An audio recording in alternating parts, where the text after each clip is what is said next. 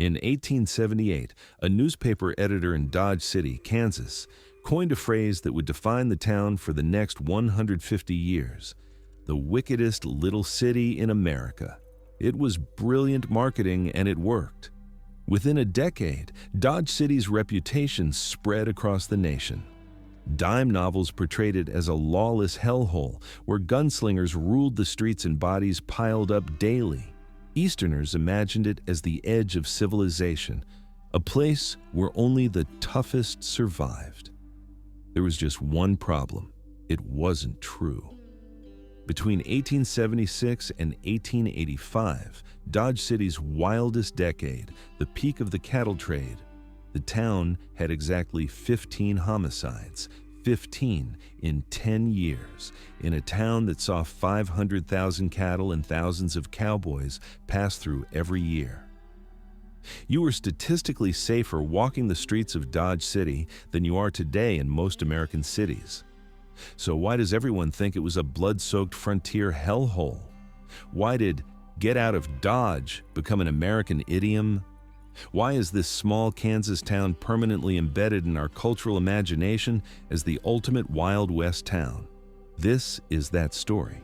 Not the Hollywood version, not the myth. The real Dodge City.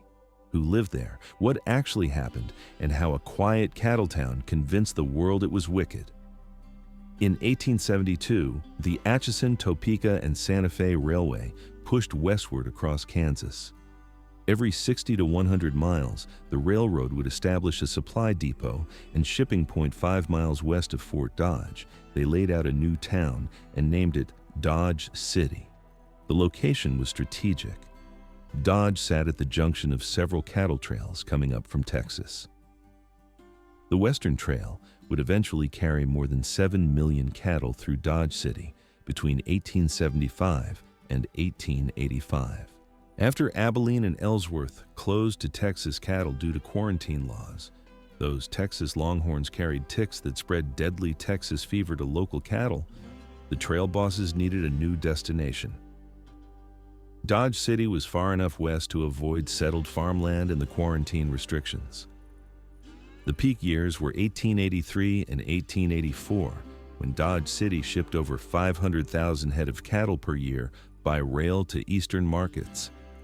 Cowboys arrived dusty, exhausted, and flush with cash after months on the trail. They wanted 3 things: a bath, a drink, and entertainment. Dodge City was happy to provide all 3, for a price. If you've ever seen a Western movie, you've seen Front Street. The wide dirt street, the wooden sidewalks, the false front buildings, the saloons with swinging doors. That image came directly from Dodge City's Front Street, from photographs taken in the late 1870s and early 1880s. Front Street ran parallel to the railroad tracks. The South Side was where legitimate businesses operated: dry goods stores, land offices, hotels. The North Side, that's where things got interesting. The saloons lined up one after another: the Long Branch, the Alamo, the Lone Star. By 1878, Dodge City had 19 saloons, serving a permanent population of about 1,200 people. During cattle season, when cowboys flooded the town, that ratio made perfect sense. North of Front Street was the Red Light District, officially called North Dodge, but everyone knew it as the Sporting District. Brothels operated openly. Dance halls featured percentage girls who earned a cut of every drink a cowboy bought. Gambling halls ran 24 hours a day. The town didn't try to hide this. They regulated it, taxed it, and profited from it. Every prostitute in Dodge City paid a monthly fine of $5 for disturbing the peace. It wasn't really a fine. It was a license fee. The revenue helped pay for civic improvements and law enforcement. The city also required anyone entering town to check their firearms. A sign at the edge of town read, "The carrying of firearms strictly prohibited." When cowboys arrived, they were expected to leave their guns at a saloon, hotel, or the marshal's office. They'd get a receipt and reclaim their weapons when they left town. This policy was enforced by some of the most famous lawmen in Western history. Wyatt Earp arrived in Dodge City in 1876. and served as assistant city marshal under Charlie Bassett until 1879. But let's be clear, Wyatt Earp in Dodge City wasn't the legendary gunfighter of later mythology. He was a competent lawman doing a job that mostly involved breaking up fights, collecting fines, and escorting drunks to jail. There are no documented instances of Wyatt Earp shooting anyone in Dodge City, none. His job was to prevent violence, not engage in it. Bat Masterson served as Ford County Sheriff from 1878 to 1879. He was 25 years old when elected. Masterson's reputation for toughness was deserved. But like Earp, his actual record shows restraint more than violence. He arrested more men than he shot. He preferred talking to fighting. But here's the thing about both Earp and Masterson. Much of their legend was created decades later, often by themselves. Wyatt Earp spent the last 20 years of his life carefully crafting his own mythology. He consulted on early Western films and told exaggerated stories to writers. Much of what we know about Earp comes from Stuart Lake's 1931 biography, a book that Earp's widow later admitted contained numerous fabrications. Bat Masterson became a sports writer for the New York Morning Telegraph after leaving the West. He wrote colorful accounts of his frontier days that played up the danger and excitement. The real heavy lifting of law enforcement was done by men whose names are less famous.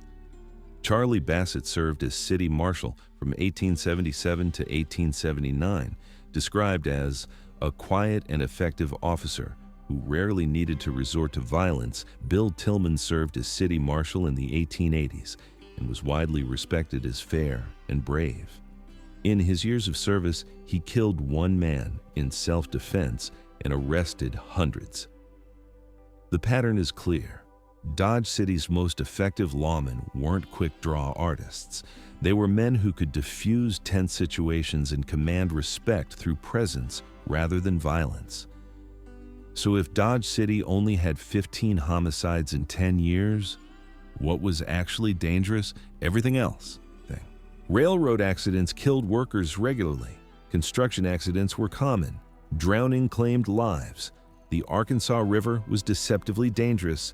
Disease was the biggest killer. Smallpox, typhoid, cholera, dysentery swept through towns periodically.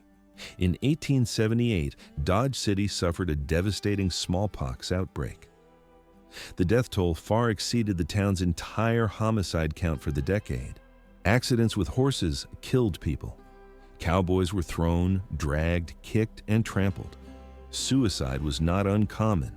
The isolation and brutal work of frontier life was psychologically punishing, and alcohol-related accidents killed more people than any other single cause except disease.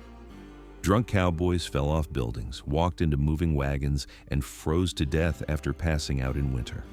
When violence did occur, it was usually spontaneous and alcohol-fueled.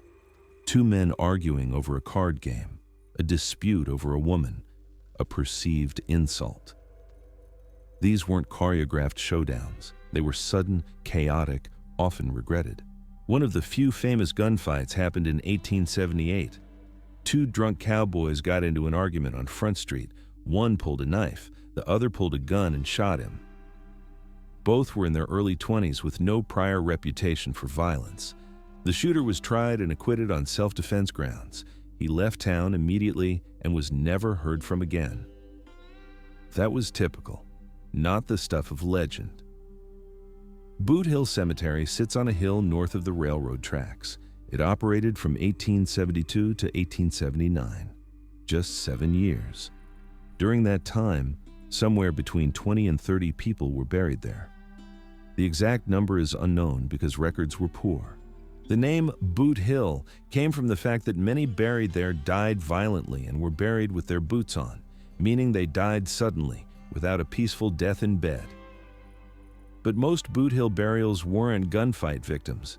They were railroad workers who died in accidents, buffalo hunters who froze to death, men who died of disease. A few were homicide victims, but they were the minority. In 1879, Dodge City established Prairie Grove Cemetery on the south side of town. Boot Hill was closed and eventually forgotten. The site was neglected for decades. Then came the mythology. In the 1920s and 1930s, as Western nostalgia grew, Dodge City recognized the tourism potential of its rough past. Boot Hill was rediscovered and marketed. What visitors see today is largely reconstruction. The wooden grave markers are replicas. Some carved epitaphs are based on historical accounts, but others are pure invention. One famous marker reads, "He played 5 aces. Now he plays the harp." It's a great line. It's also fiction. No such grave marker ever existed in the original Boot Hill, but it doesn't matter. Boot Hill isn't really a cemetery anymore. It's a brand. The mythology of Dodge City is overwhelmingly male, but women were essential to the town's survival. The respectable women, wives and daughters of merchants and ranchers, lived south of the tracks. They attended church, ran schools, organized temperance societies. Their lives were hard. Dodge City was dusty, hot in summer, freezing in winter. Water had to be hauled. Laundry was brutal work. Childbirth was dangerous. Yet these women persevered, creating homes and raising families. Then there were the women north of the tracks. The prostitutes and dance hall girls came from everywhere. Some were widows with few options for survival. Some were immigrants lured west with false promises. Some chose the life deliberately because it paid better than any other work available to women. Squirrel Tooth Alice was a dance hall girl who earned her nickname from a prominent front tooth. She worked the Long Branch and was known for her sharp wit and ability to handle difficult customers. Big Nose Kate Elder worked in Dodge City's sporting district before moving to Tombstone. She was tough, independent, and unapologetic. These women paid their monthly fines and were examined regularly by a doctor. Dodge City required health inspections of prostitutes, progressive for the time. They were tolerated by respectable citizens so long as they stayed north of the tracks and didn't cause public scandal. One madam, known only as Big Emma, reportedly owned 3 brothels and became wealthy enough to retire comfortably.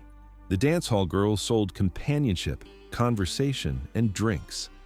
A cowboy would pay 10 cents for a dance and buy the girl a drink, usually cold tea disguised as whiskey, for 50 cents. The girl got a percentage of every drink sold. The work was exhausting, but the women who succeeded were tough, smart, and skilled at managing difficult men. For most of the year, Dodge City was quiet. Then came cattle season. From late spring through early fall, trail herds arrived. When they reached Dodge City after 3 to 4 months on the trail, the cowboys were ready to explode. Trail bosses would drive their herds to the stockyards. While cattle were loaded onto rail cars, cowboys got paid $100 to $150 in their pockets. Many, for the first time in their lives, they'd head straight to bathhouses. For $1, you could get a hot bath, shave, and haircut.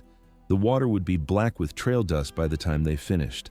Then they'd buy new clothes and head to Front Street. The saloons filled immediately. The Long Branch was most popular, partly because its reputation drew curious cowboys who'd heard about it on the trail inside. Crowds of men drinking, gambling, telling stories. The noise was overwhelming.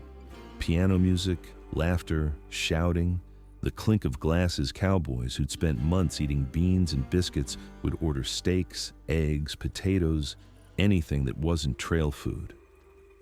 Some were content to drink and gamble for a few days. Others sought out the dance halls and brothels. The percentage girls made small fortunes during cattle season. Violence that did occur almost always happened during cattle season. Drunk cowboys, gambling disputes, competition over women. But even then, violence was less common than you'd expect. Most cowboys just wanted to blow off steam and get home safely. Lawmen would patrol Front Street, break up fights before they got serious, and generally keep things from getting out of hand. By September or October, the trail herds stopped coming. Dodge City quieted down again. The saloons stayed open, but with smaller crowds. The dance halls closed. The prostitutes moved to warmer towns or found other work until spring. Dodge City's wild years were remarkably brief. The peak was 1883 to 1884. By 1886, it was essentially over. Kansas quarantine laws finally caught up.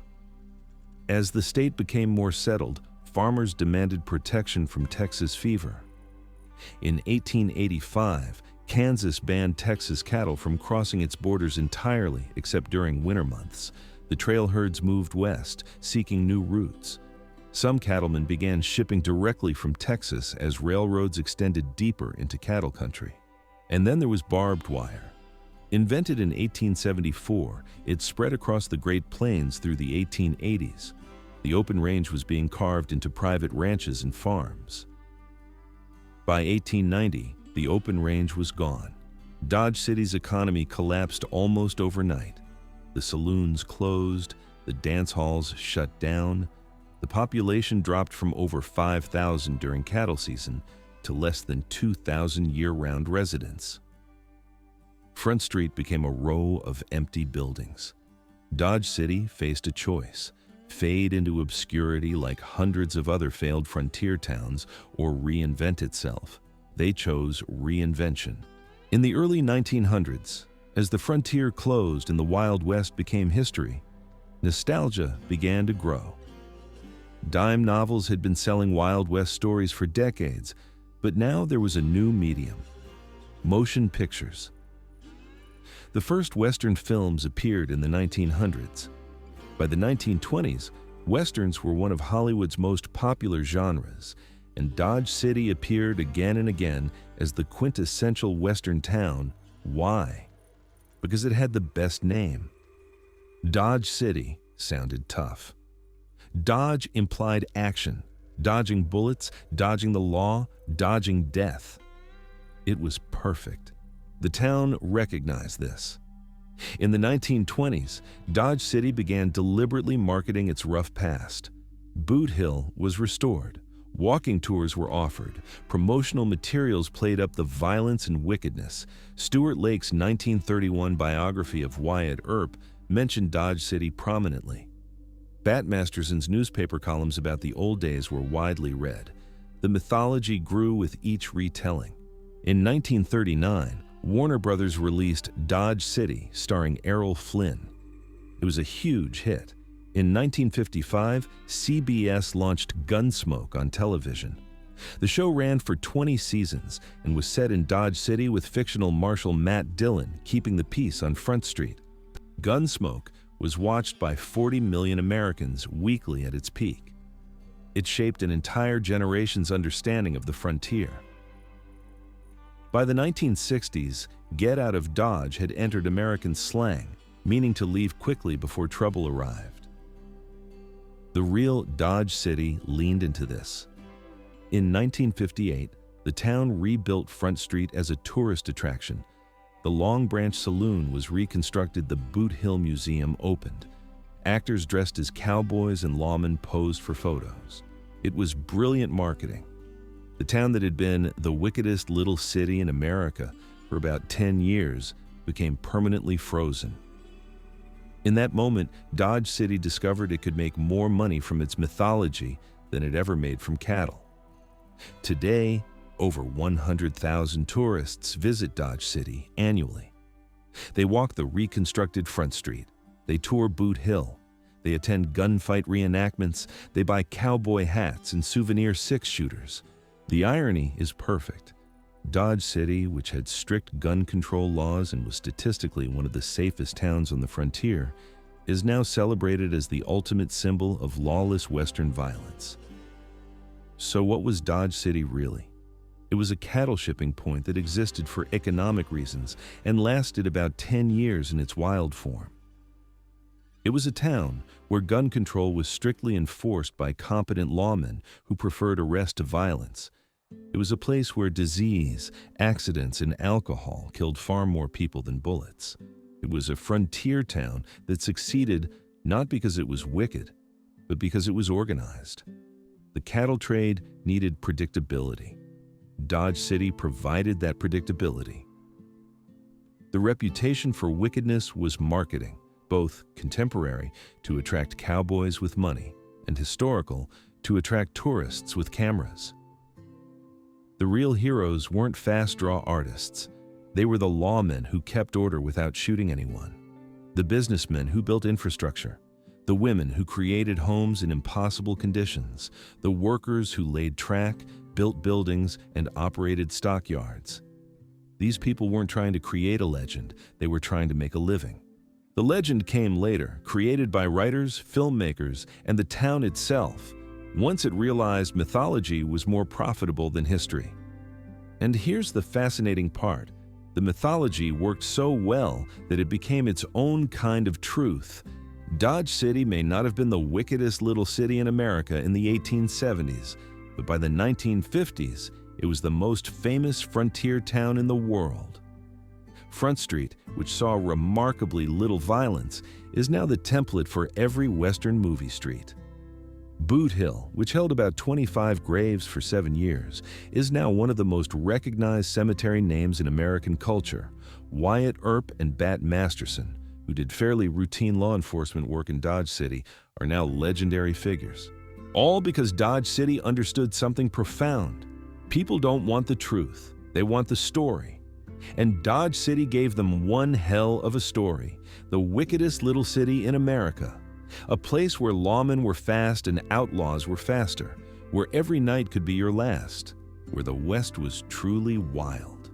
It's a great story. It just isn't true. But after 150 years, does that even matter anymore?